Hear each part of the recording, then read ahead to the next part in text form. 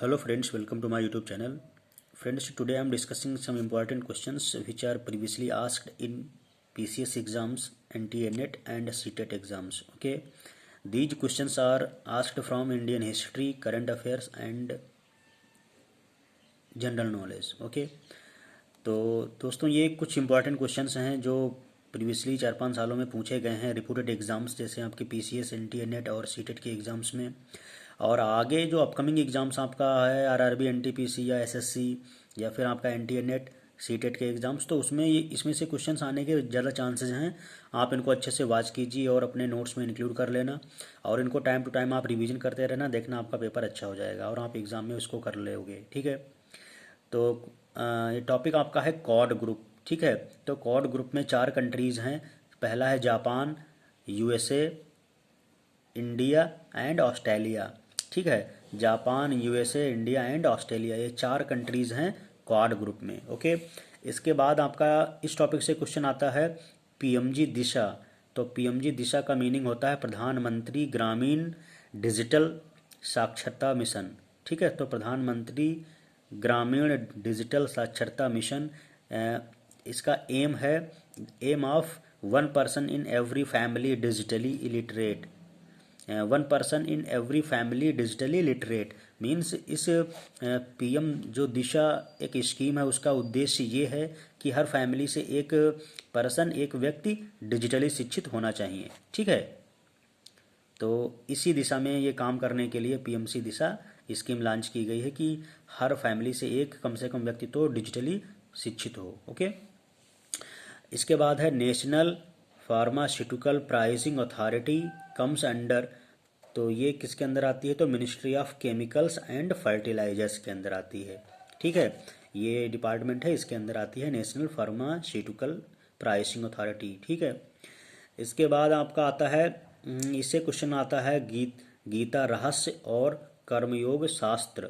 ठीक है, एक ही बात है, इज रिटन बाय. तो एक पुस्तक का नाम पूछा जाता हमेशा है. आप देखा होगा आपने यूपीएससी या फिर पीसीएस या फिर आपका एसएससी हो, किसी भी एग्ज़ाम में इस प्रकार का क्वेश्चन आता है. तो इसके जो राइटर हैं वो बाल गंगाधर तिलक इन 1915 ईस्वी में बाल गंगाधर तिलक ने गीता रहस्य या फिर आप कह सकते हो कर्मयोग शास्त्र की रचना की थी. ओके, इसके बाद आपका आता है टॉपिक इम्पॉर्टेंट है चाबाहार पोर्ट. तो चाबाहार पोर्ट मतलब चाबाहार बंदरगाह, इससे आप देखा होगा आपने काफ़ी क्वेश्चन पूछा गया है कई बार. ठीक है, तो ये आपका located on gulf of Oman है. ठीक है, ये याद रखना. और only oceanic part of the country, तो अपनी कंट्री का सिर्फ ओशियनिक पोर्ट यही है. ठीक है, चाबाहार पोर्ट, चाबाहार बंदरगाह. It will help India to bypass Pakistan to send goods to Afghanistan. तो ये जो चाबाहार पोर्ट है ये भारत को पाकिस्तान से बाईपास कर देता है ताकि जो जो गुड्स है, सामानों का आवागमन ये अफगानिस्तान से किया जा सके. ठीक है, तो चाबाहार बंदरगाह की हेल्प से भारत डायरेक्टली पाकिस्तान को बाईपास करके अफगानिस्तान से जो गुड्स का है वो आयात निर्यात कर सकता है. ठीक है, गुड्स को भेज सकता है. ओके, तो ये मेन इसका बेनिफिट है कि बिना पाकिस्तान जाए सीधे अफगानिस्तान को गुड्स को पहुंचाया जा सकता है इस चाबाहार पोर्ट के थ्रू. अगला है it will boost India's access to Iran the key gateway to the international north south transport corridor. तो ये जो है चाबाहार बंदरगाह ये इंडिया को हेल्प करता है ईरान से एक्सेसिबिलिटी प्रोवाइड करने के लिए. तो ईरान से जो भी गुड्स या जो भी रिसोर्सेज की है वो एक्सेसिबिलिटी प्रोवाइड कराता है. और जो की गेटवे है वो international north south transport corridor है. तो इंटरनेशनल लेवल पे नॉर्थ साउथ ट्रांसपोर्ट कॉरिडोर की ये की गेटवे है. ओके, इसके बाद आपका जो टॉपिक है इससे क्वेश्चन आपका पूछा जाता है महिला शक्ति केंद्र स्कीम. तो महिला शक्ति केंद्र स्कीम के बारे में देखते हैं. It seeks to empower rural women through community participation.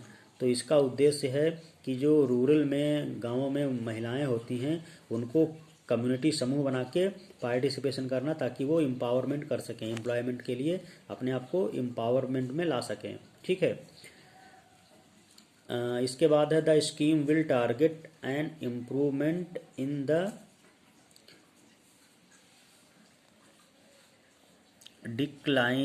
डिक्लिनसिंग child sex ratio.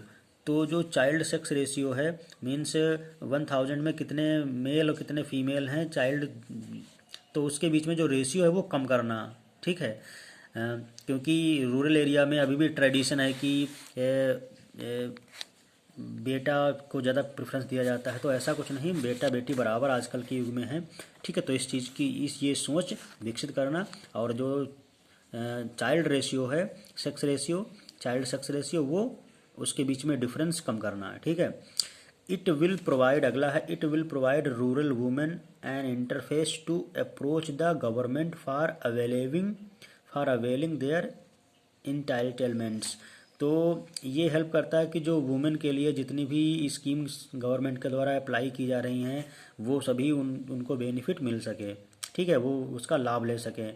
अगला है, under the umbrella scheme working women's hostels will be set up to accommodates working women. तो इस स्कीम के अंदर जो अम्ब्रेला स्कीम है इसमें तो उसके थ्रू जो वर्किंग वुमेन्स हैं उनके लिए हॉस्टल सेटअप करना, ताकि उनका वो उसमें रह सकें और अपना जो वर्क है वो अच्छे से कर सकें। ठीक है। तो उनको एकोमोडेशन के रिगार्डिंग हॉस्टल फैसिलिटी प्रोवाइड कराना, ताकि गवर्नमेंट की जो वर्किंग वुमेन्स हैं उनको बेनिफिट मिल सके। और गवर्नमेंट की जो सेंट्रल या स्टेट की गवर्नमेंट की जो सर्विसेज हैं वो वुमेन्स को अच्छे से मिलें, ताकि वुमेन एम्पावरमेंट अच्छे से हो सके। तो ये this is the basic aim. Okay. तो ये आई थिंक आपको क्वेश्चंस अच्छे से समझ में आ गए होंगे। इस टॉपिक से क्वेश्चन हमेशा पूछा जाता है आपका आरआरबी, एनटीपीसी या फिर एसएससी का एग्ज़ाम हो, या फिर आपका आईबीपीएस बैंकिंग के रिगार्डिंग, या फिर TGT, PGT, CTET, NTA, net, सभी प्रकार के जो भी एग्ज़ाम्स होते हैं जिनमें हिस्ट्री और जीएस या करंट अफेयर आता है, उसके पॉइंट ऑफ व्यू से तो काफ़ी इंपॉर्टेंट क्वेश्चन है ये। ठीक है। तो इनको अपने फ्रेंड्स को शेयर कर देना, क्योंकि काफ़ी लोग किसी न किसी एग्ज़ाम की तैयारी कर रहे होंगे, तो उनका एग्ज़ाम अच्छे से हो जाए, और इस तरीके से आप उनकी हेल्प कर सकते हो। ओके। तो इसके जो रिमेनिंग क्वेश्चंस हैं वो नेक्स्ट वीडियो में शेयर करूँगा। तब तक के लिए मैं थैंक यू।